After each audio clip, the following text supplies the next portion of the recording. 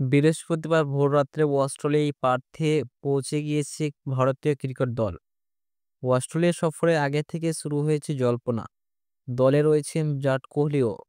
আর তার একটা ছোট্ট পোস্ট নিয়ে যেন তোলপাড় গোটা ক্রিকেট দুনিয়া।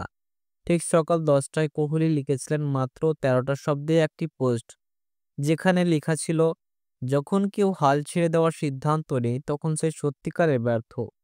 এই পোস্টকে ঘিরে শুরু হয়েছে নানান বিশ্লেষণ। কেউ বলেছেন এটা হয়তো কোহলির একদিন ক্রিকেট থেকে অবসরের ইঙ্গিত, আবার অন্যদের মতে এটা তার লড়াই চালিয়ে যাওয়ার স্পষ্ট বার্তা। বিশেষজ্ঞদের ধারণা, আসন্ন অস্ট্রেলিয়া সিরিজই হতে পারে বিরাট কোহলি ও রোহিত শর্মার ভবিষ্যতের টার্নিং পয়েন্ট। কারণ বর্তমানে এই দুই তারকা শুধুমাত্র একদিনে ফরম্যাট খেলছেন। তাই এই সিরিজে নির্ধারিত হতে পারে তারা ভারতীয় দলে আর কতটা সময় ধরে দেখতে পাওয়া যাবে। তবে কোহলির পোস্টে ফুটে উঠেছে তার আত্মবিশ্বাস। তিনি এখনও অবসর ভাবছেন না, বরং লক্ষ্য স্থির করছেন 2027 সালের বিশ্বকাপ। তাই হয়তো সে লক্ষ্যে দিয়েছেন হাল না ছাড়ার বার্তা।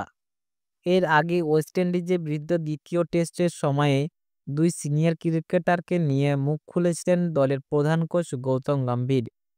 তিনি বলেন, ওরা দুজন দুর্দান্ত ক্রিকেটার, অভিজ্ঞতার দিক থেকে অনেক অমূল্য সম্পদ। তবে 2027 সালের বিশ্বকাপ এখনও অনেক দূরে। আমরা আপাতত বর্তমান ফোকাস রাখতে চাই। তবে গম্ভীরের কণ্ঠে আশাবাদ শোনা গিয়েছিল। তিনি বিশ্বাস করেন রোহিত ও কোহলির অভিজ্ঞতা দলের শক্তি আরও বাড়াবে, বিশেষ করে অস্ট্রেলিয়া সফরে। আপনার কি মনে করেন, কোহলির এই পোস্ট কি অবসরের ইঙ্গিত লুকিয়ে আছে, নাকি নতুন লড়াইয়ের ডাক? কমেন্টে জানান আপনার মতামত। আর ক্রিকেটে প্রতিটি আপডেট পেতে আমাদের চ্যানেলটি লাইক, শেয়ার ও সাবস্ক্রাইব করতে ভুলবেন না। ধন্যবাদ।